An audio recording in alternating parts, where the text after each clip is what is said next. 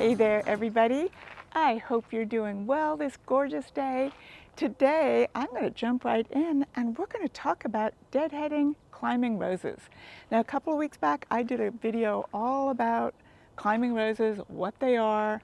I shared my favorite climbing roses with you, at least some of my favorite climbing roses. And while we were doing that video, many of the roses were past their first flush of fabulous bloom and in need of deadheading. Well, a couple of weeks later, they needed even more. And I got a lot of questions. How do you deadhead a climbing rose? So I figured that's what we should talk about today. And that's what I'm going to do. Sally Holmes behind me here finished her first flush of blooms. There's a few sporadic ones happening here and there. So it's definitely time to do some work on this rose, get her back into pristine condition, and get her ready to send out a whole second flush of blooms, probably within 4 to 5 weeks. So come watch, let me show you how to deadhead a climbing rose. I'm going to start over here in the corner. And of course, the first thing you're going to want to do when you're deadheading a climbing rose or any other kind of rose, get your rose gloves on. You want to protect your arms, your elbows, because some of those thorns can be so pesky and so pokey and leave you with injuries that you just have no idea this innocent looking rose is going to do such a thing. So, good rose gloves on, protection up to my elbows. I'm going to roll my sleeves down ever so slightly, make sure my elbows, actual elbows, are also protected. I'm going to get in there and start deadheading. So when you deadhead any rose, you're always supposed to go back to the first leaflet with at least 5 mini leaflets on it. And climbing roses are no exception. But at the same time, if your climbing rose is really done a lot of vigorous growth and poked itself way out into a pathway or through an arbor, or basically is slapping you in the face when you're trying to walk past, of course, go ahead, prune it back further. You're not going to hurt the rose. Here we go. I'm doing it to the 5 leaflets right here, right there. And I have noticed already there's some fresh new growth coming along that's going to have buds and blooms on it before I know it. So I'm deadheading for 2 reasons. Really to tidy it up, make it look nicer, make it attractive, make this fence shine and be gorgeous. And also to promote more growth, because when you prune, and I'm using the fountain as a bucket. Go get yourself the bucket, everybody, but I forgot to bring one up the hill, and the fountain is going to hold all the cuttings until I get back down the hill and get that bucket. Where was I? When you prune, you're pruning for a couple of reasons. When you cut something back, this works for many, many plants, you're actually stimulating the plant itself, Sally Holmes rose in this particular case, to produce new growth, which will be carrying new buds and ultimately new flowers. So you really want to do that to improve the aesthetics of the rose bush, but also to promote more blooms. And this is, I think there are 4 rose bushes here, so it's going to take me quite some time to really do the deadheading the way I want to do it. And I'm just going to keep going and keep pruning and looking out for new growth and new buds. Here's one that still hasn't completely opened up and flowered. And you can really see that this is a gorgeous rose. Sally Holmes is really, really spectacular.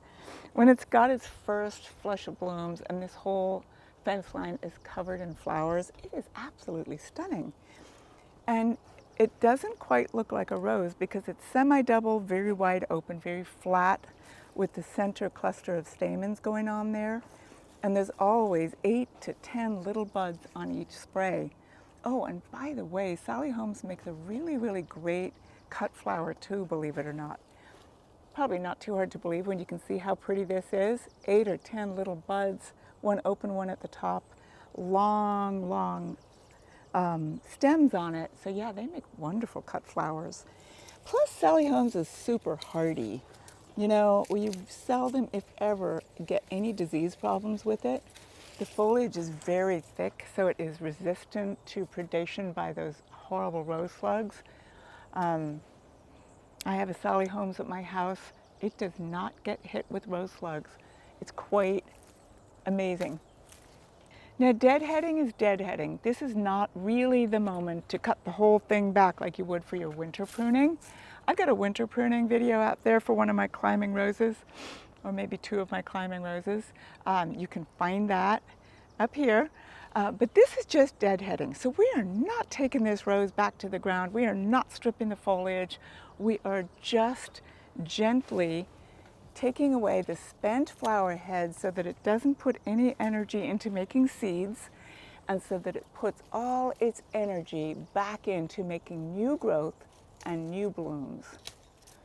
Now, as you might imagine, that takes quite a lot of energy. This particular rose has tons of green leaves, so obviously no problem doing its photosynthesis thing, but it sure doesn't hurt to give it some food right after you've deadheaded. And I'll share with you in just a minute how I feed my roses after deadheading. All right, so here is where I'm at right now. You can see that this particular part of this rose bush looks so much more attractive now that I've deadheaded than it did before. It looks clean, it looks beautiful. There's some fresh new growth coming on. And by the time I'm finished this whole thing, this wall of foliage is going to be absolutely spectacular. You got a pretty good idea of how Sally Holmes is going to look at the end of all the deadheading. Beautiful green wall of foliage, new growth emerging. Next thing you know, there's going to be blooms all over it. I was pruning that, or not pruning it, deadheading, but doing the tiniest bit of pruning to keep it flat, making a big green wall. Now here is another climbing rose that we've trained up and over an arbor, and I'll prune this, do a little touch of pruning at the same time of deadheading to make sure it's maintaining that shape of the arbor. Again, I go back to the 5 leaves, that little leaflets, 5 leaflets on the full leaf. And I might take a little further growth and make sure that it's not coming out too much, and definitely that it's not going in too much and hitting us in the face as we walk through the arbor opening. It's just ever so slightly, a little more aggressive than what I did with Sally Holmes. Here and there, a little more conscientious pruning, but I wouldn't even call it pruning. It's just more being conscious of the way I want this to grow up and over.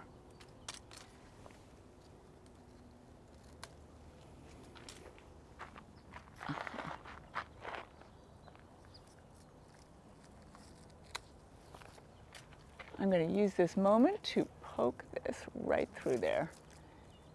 Continue the wending its way through the arbor. The sun is so bright right now, I'm afraid I'm missing a few of these roses here and there. This little bit of deadheading I'm going to do. You can see the spent blooms up here. You can see the new growth emerging right there. I'm going to be super careful not to cut that new growth off because it's going the right direction. It's going to enhance this arbor and create a whole new little branch full of blooms for me.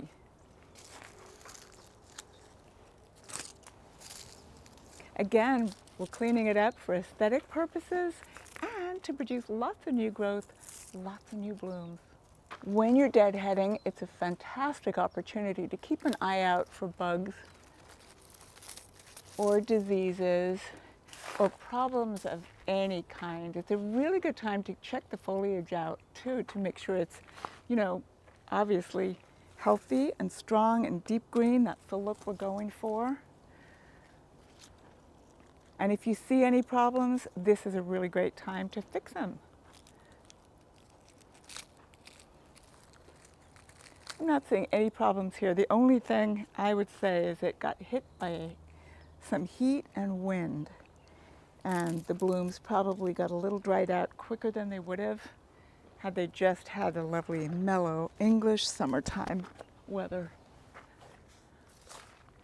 But yeah, healthy as can be. It's gorgeous. So there we go. This one is pruned beautifully. And I just want to tell you now too, we have just finished deadheading.